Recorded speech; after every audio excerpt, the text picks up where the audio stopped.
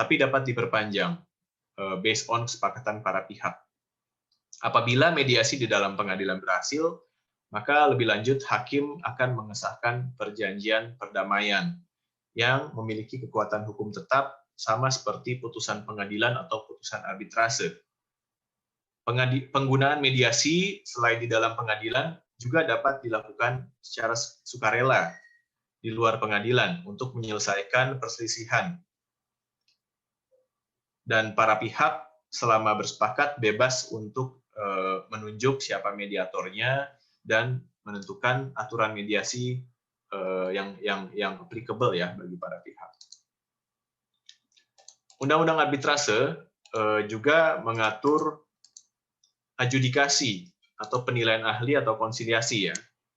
Tapi memang ini sangat jarang digunakan karena banyak ya sebetulnya ini tidak ada mengikat ya kepada para pihak. Jadi bergantung kepada kesepakatan para pihak sih pada ujungnya. Karena adjudikasi atau konsiliasi mereka ini mekanismenya menunjuk pihak ketiga yang disebut adjudikator sebagai penengah atau mediator juga. Dan adjudikasi itu dilakukan dengan cara mengumpulkan data-data, fakta-fakta untuk memberikan pengambilan keputusan bersama atau pemberian pendapat atau penilaian dari ahli atau adjudikator tersebut. Next slide. Ini adalah beberapa contoh lembaga mediasi dan arbitrase yang ada di Indonesia. Yang paling umum digunakan atau ditunjuk para pihak ya adalah BANI, dan untuk sektor tertentu itu juga ada ya seperti BAPMI untuk arbitrase pasar modal, arbitrase Badan Arbitrase Syariah Nasional Indonesia atau Basarnas, dan lain-lain ya. Ini teman-teman peserta bisa baca sendiri.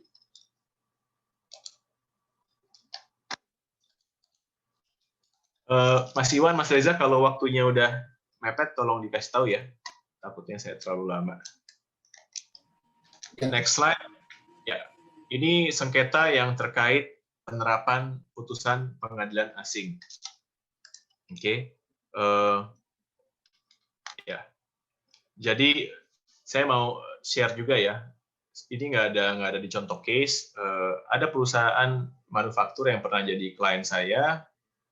Sorry, ini bukan, tapi counterpart saya ya. Ada suatu perusahaan manufaktur mebel, dia berbasis di Cirebon, dia punya investor dari negara Oman ya, di Timur Tengah. Saya mewakili investor tersebut.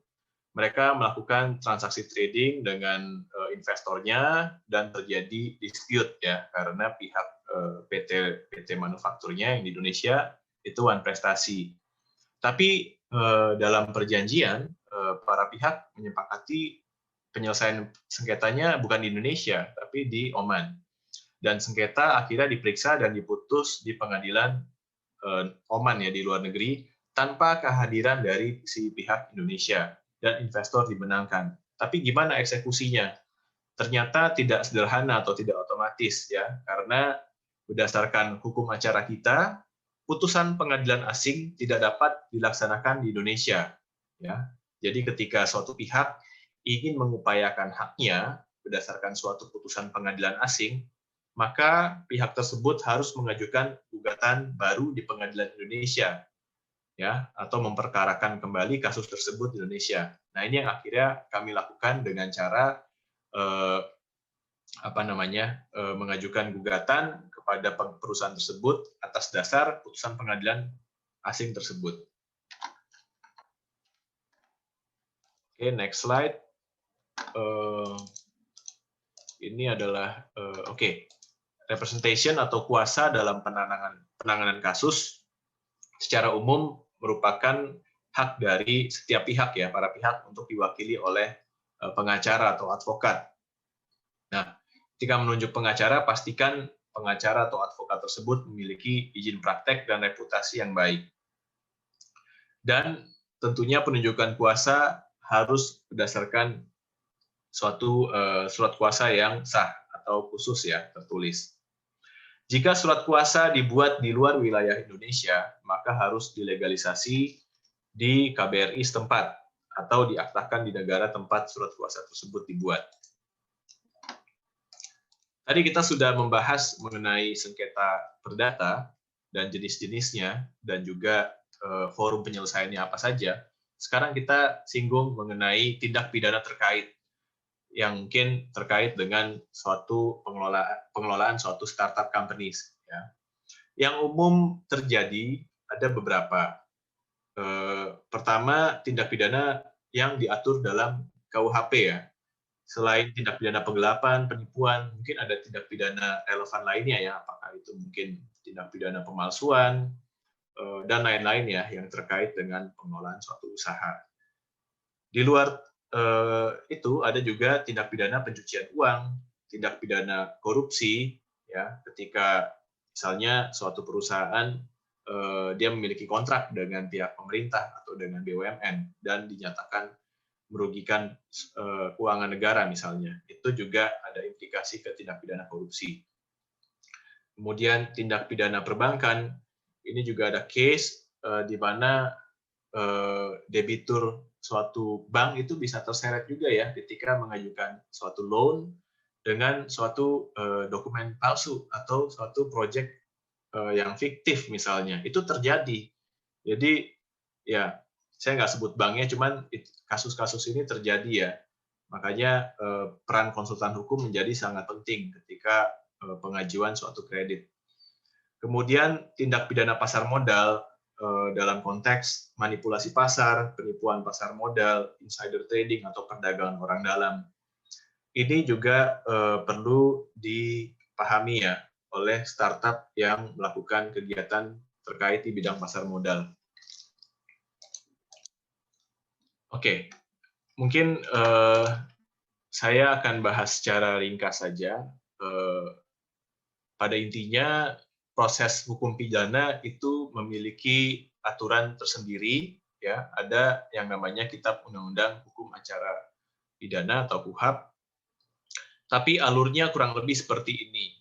Ketika terjadi suatu tindak pidana, pihak yang merasa dirugikan itu dapat mengajukan laporan polisi ya atau laporan pengaduan ke kantor kepolisian terkait. Tergantung di mana terjadinya tindak pidana tersebut. Kemudian apabila memang laporan polisi tersebut diterima, dilakukanlah suatu penyelidikan untuk menentukan ada atau tidaknya perbuatan pidana. Lalu jika penyelidikan tersebut sudah dinyatakan lengkap atau selesai, maka perkara akan berlanjut ke tahap penyidikan untuk menentukan siapa tersangka dan siapa saja yang terlibat. Ya. Apakah ada lebih dari satu tersangka atau hanya satu? Ya. Apakah ada yang menyuruh atau ada mungkin yang membantu dilakukannya suatu tindak pidana. Kemudian apabila penyidikan selesai dan berkas penyidikan dinyatakan telah lengkap, istilahnya P21 ya oleh penuntut umum, perkara pidana masuk ke tahap penuntutan, di mana pihak jaksa penuntut umum lebih lanjut menyusun surat dakwaan dan tuntutan berdasarkan berkas penyidikan tersebut. Dan ujung dari proses hukum pidana adalah persidangan ya, persidangan pidana dan juga akhirnya berujung pada vonis atau hukuman dari hakim yang memeriksa perkara tersebut.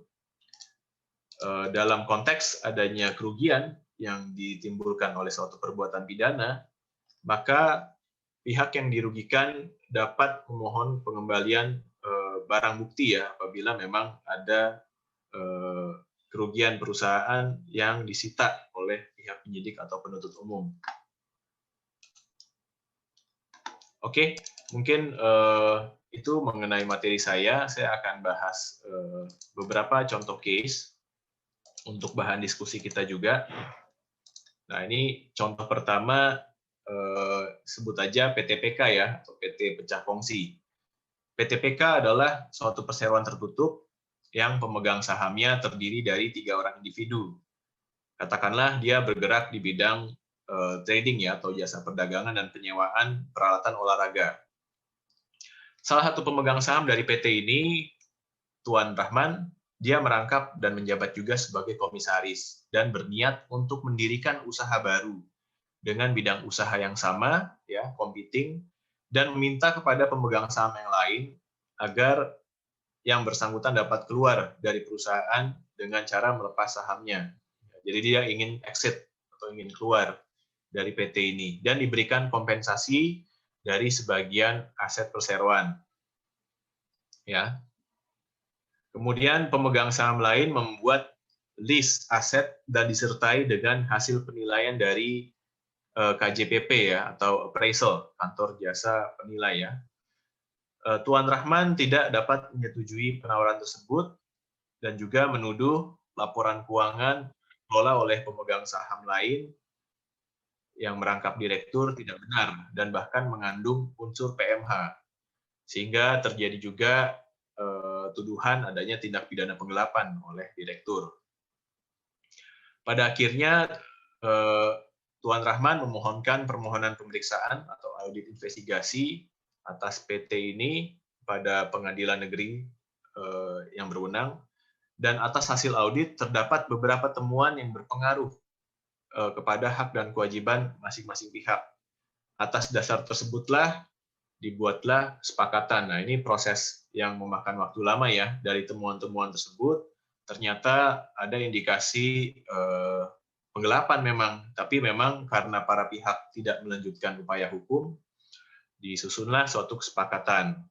Nah, untuk case seperti ini, sesuai saran saya tadi di awal, sebaiknya tentukanlah mekanisme untuk exit ya, atau untuk pecah kongsi ya, tanda kutip, secara lebih detail dalam founders atau shareholders agreement, karena ini cukup umum dialami oleh perusahaan di bidang tertentu ya, termasuk yang terkait dengan exit clause atau tata cara pembagian aset kepada pemegang saham.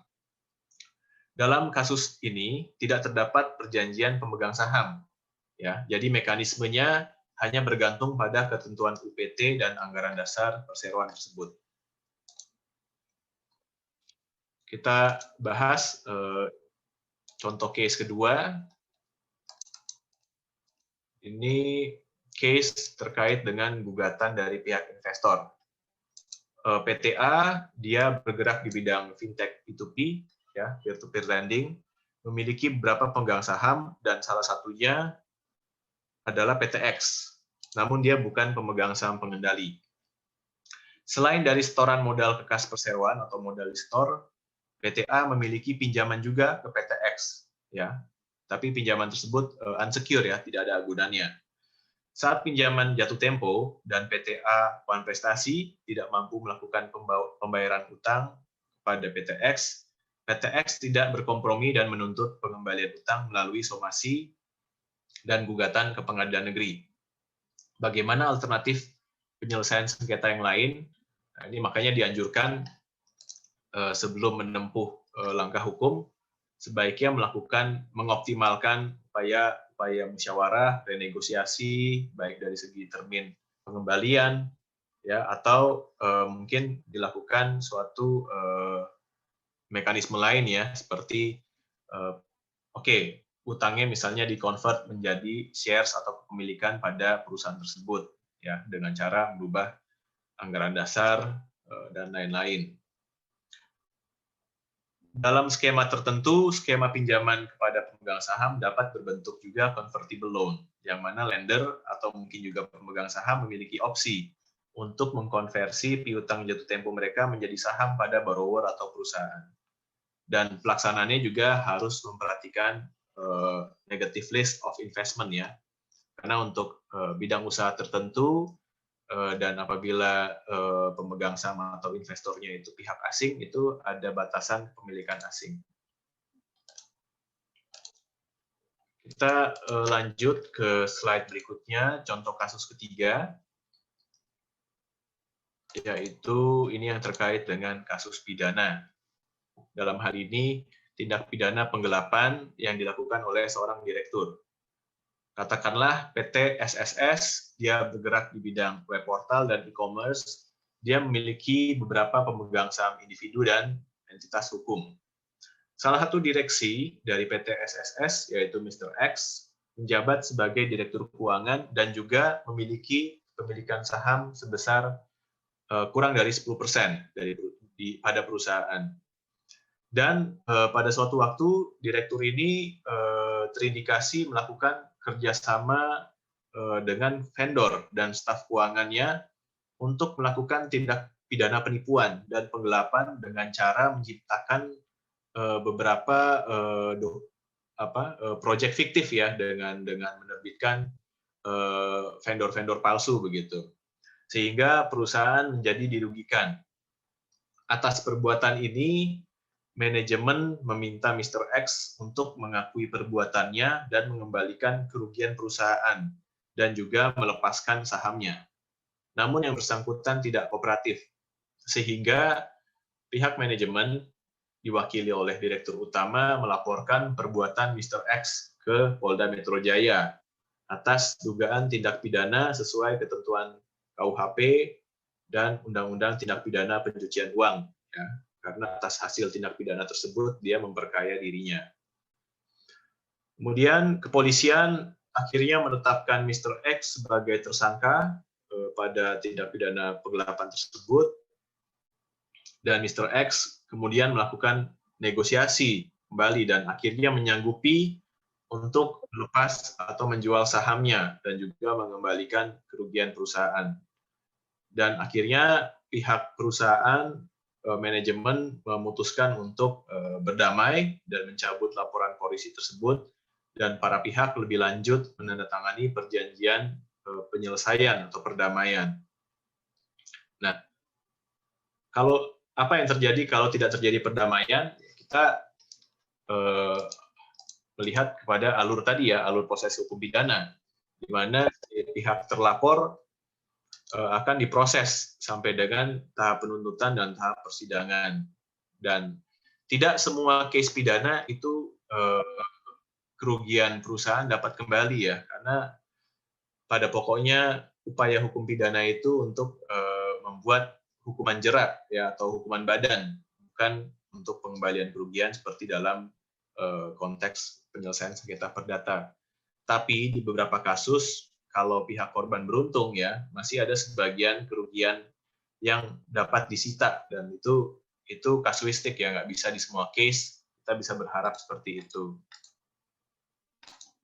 Contoh case keempat, ini terakhir ya, adalah case terkait dengan restrukturisasi utang melalui jalur litigasi. Seperti apa? Contohnya kita katakan saja PT Indo, dia bergerak di bidang perhotelan ya. Nah, karena kondisi pandemi COVID-19 ini, utang dia menumpuk ya kepada beberapa pihak, termasuk bank, vendornya, kontraktornya, karyawan, dan lain-lain. Sehingga ini juga diakibatkan omset yang perusahaan bersangkutan menurun secara drastis sampai dengan titik di mana beberapa kreditur dan vendor memperingati dan mensomasi PT tersebut. Atas saran dari konsultan hukum, PT Indo mengajukan permohonan PKPU ke Pengadilan Negeri Jakarta Pusat. Ya, akhirnya permohonan ini dikabulkan karena hakim menilai telah terpenuhi persyaratan sesuai Undang-Undang Kepailitan ya, Undang-Undang Nomor 37 Tahun 2004, di mana telah terdapat 2 kreditur yang sah dan utangnya telah jatuh tempo.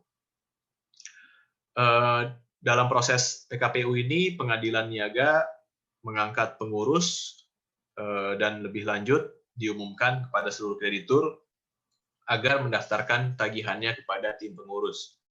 Lebih lanjut, tim pengurus menyelenggarakan rapat-rapat kreditur untuk memfasilitasi kedua belah pihak sesuai dengan kesanggupan atau kondisi keuangannya, ya, melalui penyusunan dan pembahasan proposal perdamaian.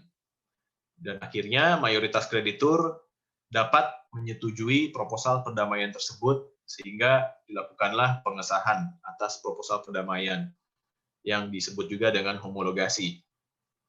Ya, dan berdasarkan kesepakatan tersebut, pada pokoknya PT Indo diberikan waktu tambahan selama 5 tahun untuk menyelesaikan kewajiban-kewajibannya kepada seluruh kreditur. Ya. Lantas apa yang terjadi kalau dalam proses PKPU mayoritas kreditur tidak menyetujui perdamaian dari PT Indo sebagai debitur? Nah, opsi ini memang resikonya besar ya, karena kalau tidak bisa disepakatin, ya secara hukum dia dinyatakan pailit. Pailit itu ya artinya perusahaan dianggap insolven ya, dianggap tidak mampu menyelesaikan kewajibannya lagi kreditur, dan langkah lebih lanjut adalah pihak kurator melakukan pemberesan atas aset-aset ya, aset-aset dari debitur. Ini tentunya dihindari oleh banyak perusahaannya. Slide terakhir dari saya sebelum kita masuk ke sesi Q&A, ini adalah saran-saran dari saya untuk tips memilih lawyer litigasi yang tepat, ya, baik in-house maupun eksternal. Pertama, pastikan kualifikasi atau izin prakteknya dan juga pengalaman terkaitnya. Selain itu, tentunya reputasi dan integritas dari praktisi hukum tersebut juga penting, ya, karena lawyer berperan sangat penting dalam penyusunan strategi penanganan suatu perkara atau sengketa hukum.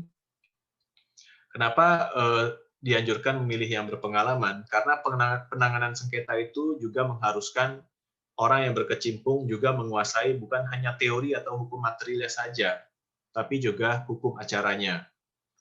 Hukum acara atau hukum prosedural memang dituangkan secara detail dalam kitab undang-undang dan peraturan sendiri, tapi perubahannya cukup dinamis, ya, melalui peraturan Mahkamah Agung, SK Kapolri, dan produk-produk hukum lainnya. Dan seorang praktisi tentunya akan semakin mahir dan berpengalaman apabila jam terbangnya tinggi. Oke, sementara integritas kenapa? Karena percuma menurut saya pribadi kita menunjuk seorang konsultan atau lawyer, tapi dia tidak objektif, bahkan tidak jujur dengan kliennya sendiri, ya. Dan juga ada potensi benturan kepentingan. Misalnya dia terafiliasi dengan organisasi politik tertentu atau jabatan tertentu yang berpotensi mengundang benturan kepentingan terhadap perusahaan. Ya, bahkan ekstrimnya kadang-kadang lawyer kita sendiri bisa memihak-pihak lawan, ya, bahasa lapangannya itu masuk angin. Nah, makanya ada background-nya, melakukan juga background check sebelum menunjuk law firm tertentu atau advokat dalam penanganan suatu sengketa. Ya, saya sarankan juga ambil perbandingan lebih dari satu kandidat, suatu lawyer ya.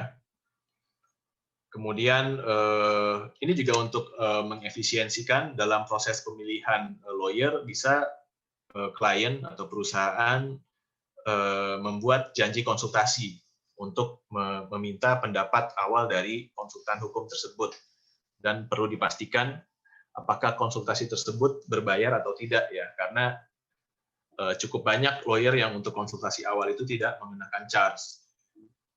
Kemudian untuk penyusunan dokumen hukum tertentu dan juga untuk menjawab permasalahan hukum yang sederhana, saat ini perusahaan juga bisa mengoptimalkan penggunaan online legal consultation ya, karena ini sudah cukup banyak, dan menurut saya upaya ini lumayan cukup menghemat dan mengefisienkan legal cost.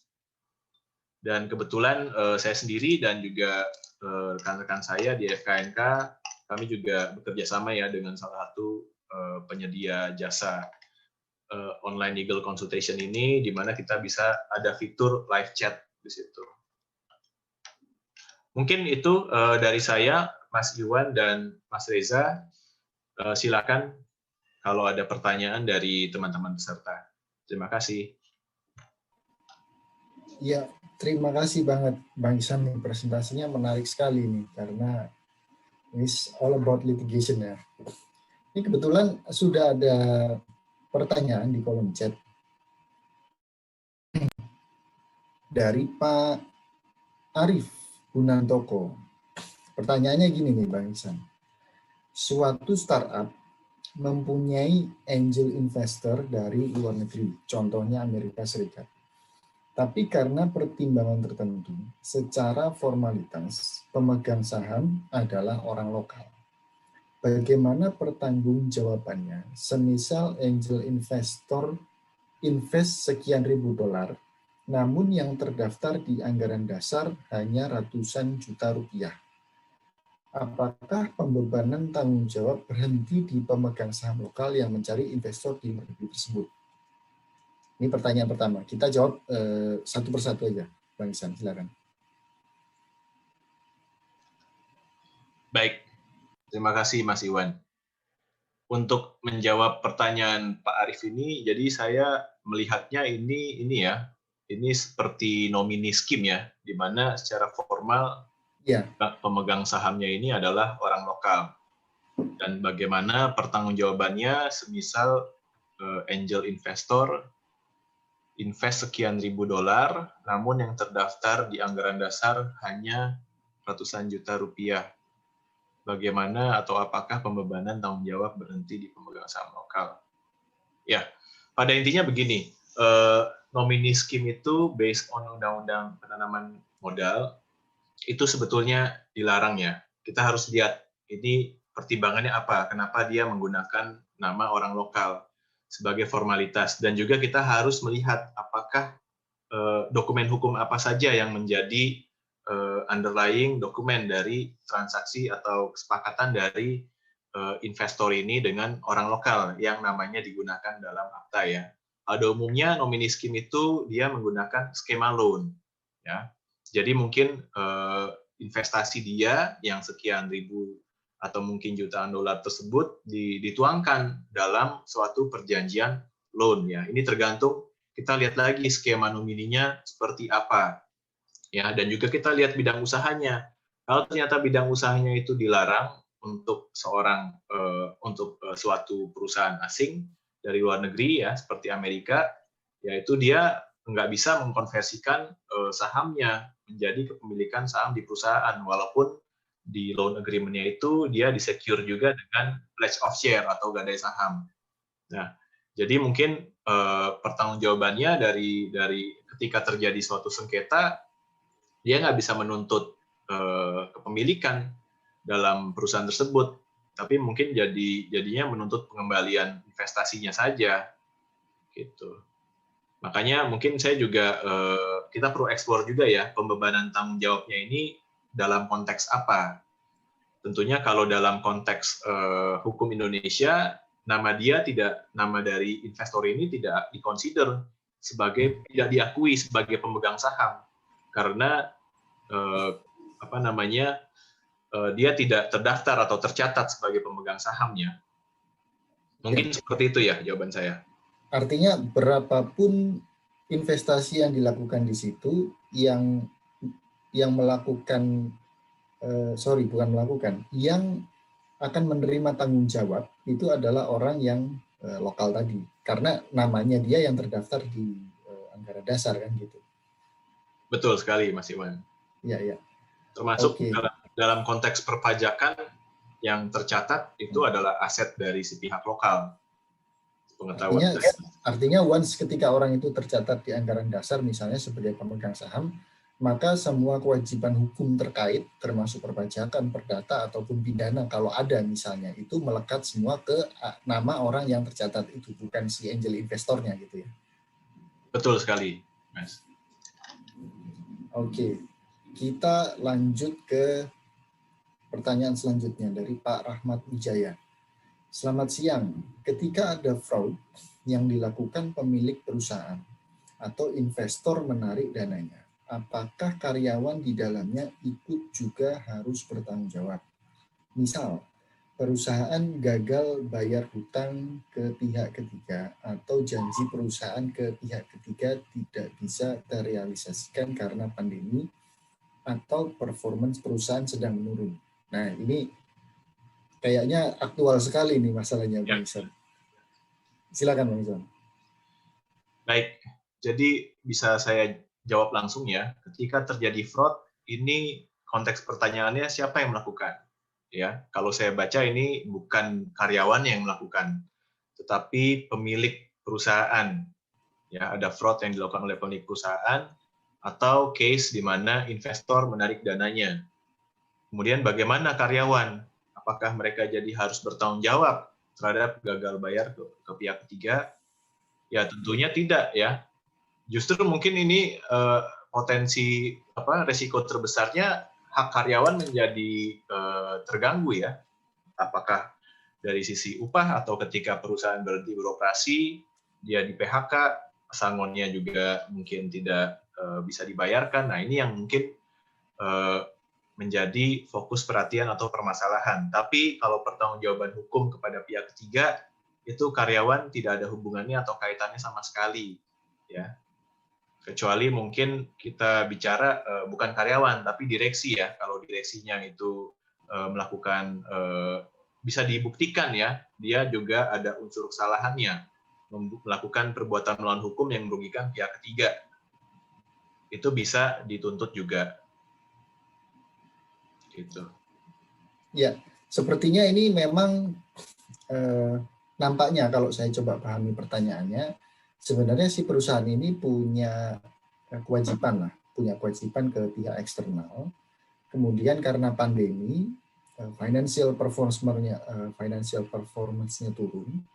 Kemudian perusahaan menyampaikan kepada karyawan bahwa ini terpaksa kita potong gaji kalian misalnya kayak gitu untuk bayar hutang yang itu. Jadi pertanyaannya, apakah itu tanggung jawab karyawan atau bukan sebetulnya utang-utang itu? Ya. Jadi sebenarnya kalau tadi saya pahami dari jawaban Bang Iksan, sebenarnya karyawan tidak ikut bertanggung jawab ke sana kan karena tidak terkait. Tidak. Yang bertanggung jawab adalah perusahaan itu sendiri kan gitu. Betul. Kalau konteksnya pemotongan upah, sepengetahuan saya itu sudah ada kebijakan dari Peraturan Menteri Tenaga Kerja ya, mengenai tata cara pemotongan upah untuk perusahaan tertentu yang terdampak pandemi, dan itu harus dengan sosialisasi dan kesepakatan dengan pihak karyawan. Ya. Dan ketika tidak terjadi kesepakatan, tentunya karyawan memiliki hak untuk melakukan keberatan atau pengaduan ke instansi terkait seperti Disnaker, atau bahkan bisa menganggap ini sebagai suatu sengketa yang merugikan dia, sehingga dilakukanlah upaya gugatan ke pengadilan PHI atau perselisihan industrial, ya, sehingga pemotongan tersebut dianggap tidak sah secara hukum. Oke. Nah, kalau misalnya dalam hal ini melanjutkan, kita coba gali lebih dalam. Kalau misalnya si karyawan nggak mau tadi kan, ini financial performance perusahaan nggak bagus. Direksi sampaikan ke karyawan bahwa ini harus dipotong upahnya, kalau enggak kita bangkrut gitu. Kalau misalnya karyawan nggak mau, mekanismenya jelas tadi. Bisa bipartit, bisa tripartit sampai kemudian ke pengadilan hubungan industrial. Nah, kalau misalnya katakanlah ini Bang Iksan, katakanlah karyawan yang menang gitu kan. Karyawan yang menang dalam artian karyawan nggak mau gajinya dipotong. Jadi apakah ini kemudian berlaku untuk semua karyawan? Karena dalam kasus posisi mungkin yang mengajukan hanya 1 atau 2 orang, hanya sekelompok, tidak semuanya lah, tidak semua karyawan mengajukan itu. Nah, kalau posisinya seperti itu, apakah kemudian perusahaan harus memberikan itu kepada semua karyawan, gajinya lengkap, sama seperti di gugatan, atau hanya kepada orang tertentu saja yang melakukan gugatan tadi? Baik. Tentunya perusahaan hanya terikat atas putusan pengadilan terhadap pihak-pihak yang menuntut saja, ya. Jadi tentunya hanya karyawan yang melakukan upaya hukum yang menggugat, yang haknya itu harus dipenuhi. Tapi kita harus lihat lagi dari dari putusan pengadilan tersebut, ya, yang dipermasalahkan itu mewakili karyawan yang mana saja. Tapi pada umumnya pengetahuan saya itu hanya berdampak kepada pihak penggugat, ya Mas Iwan. Tapi tentu saja keputusan pengadilan tersebut bisa berdampak ya, kalau beberapa karyawan itu dikabulkan, dia misalnya haknya diberikan ya oleh pengadilan, ya tentunya karyawan yang lain akan mengikuti kan langkah yang sama.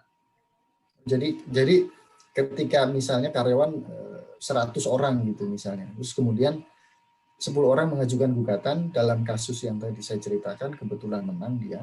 Nah, perusahaan harus memberikan itu hanya kepada yang 10 saja karena dia tidak terikat kepada 90 sisanya. Tapi kalau misalnya 90 temannya mau ikut-ikutan mengajukan gugatan, kemudian dia menang, maka dapat semua. Tapi dari sisi pengadilannya sendiri, apakah harus memberikan putusan yang sama seperti itu, Bang Ihsan? Saya rasa kalau sudah ada presidennya, dan kita lihat lagi makanya pertimbangan hukumnya apa dari majelis hakim tersebut, yang menjadi dasar dia memutuskan ya kenapa kebijakan perusahaan itu tidak sah atau tidak sesuai dengan undang-undang ketenagakerjaan, kita harus lihat lagi, Mas. Jadi nggak bisa di generalisir sih, Mas, begitu. Nah, kemudian terlintas di pikiran saya, kalau misalnya mereka tidak ke PHI, mereka forumnya bawa ke pengadilan negeri dengan forum class action, gugatan kelompok. Jadi beberapa orang langsung mewakili 100 orang total karyawan tadi. Itu dari sisi perusahaan, karena kita kan sekarang temanya startup ya. Kita memberikan edukasi kepada teman-teman, memberikan sharing untuk menghadapi masalah-masalah yang seperti itu bagaimana. Jadi kalau kita lihat dari perspektif perusahaan, dalam hal si karyawan ini tadi kemudian mengajukan gugatan class action, bukan di PHI tapi di pengadilan negeri, itu apa kira-kira tips-tipsnya Bang Ihsan untuk menghandle masalah seperti itu? Tapi yang pasti gini, Mas Iwan, kalau class action dilakukan karyawan, kita harus cermati lagi. Yang dituntut apa? Kalau yang dituntut hak terkait hak-hak dia sebagai karyawan, itu kemungkinan besar udah pasti ditolak sama pengadilan negeri, karena bukan kewenangan mereka untuk mengadili perkara yang menyangkut hubungan industrial ya. Jadi pasti perkara akan ditolak gitu. Tapi saya rasa tentu tips-tipsnya ya untuk menghadapi permasalahan dengan tenaga kerja dan juga terkait dengan gagal bayar utang yang mengakibatkan perusahaan performa turun, tentunya sosialisasi menjadi penting ya. Dan langkah-langkah efisiensi itu kan nggak hanya terbatas pada efisiensi kepegawaian, gitu ya. Itu perusahaan harus mengoptimalkan sebisa mungkin. Gitu. Jadi kalaupun efisiensi ketenagakerjaan harus dilakukan, ya mungkin harus dicari upaya-upaya lain selain pemotongan upah. Gitu. Ya mungkin juga bisa dikonsider PHK dengan pesangon yang memang sesuai undang-undang, gitu ya. Dan mungkin pembayaran pesangonnya juga bisa dinegosiasikan, yang nanti disusun dalam suatu perjanjian bersama antara pekerja tersebut. Oke, jadi harus ada perjanjian bersama sebagai settlement agreement ya gitu ya. Betul, Mas. Nah, sekarang kita agak berubah haluan dari yang ini tadi kepada salah satu slide Bang Ihsan tadi mengenai beberapa kasus gitu ya. Taruhlah ada kasus antara pemegang saham gitu. Ini yang perlu dipelajari teman-teman yang startup terutama ya. Mungkin dari peserta juga ada yang lain dari selain startup.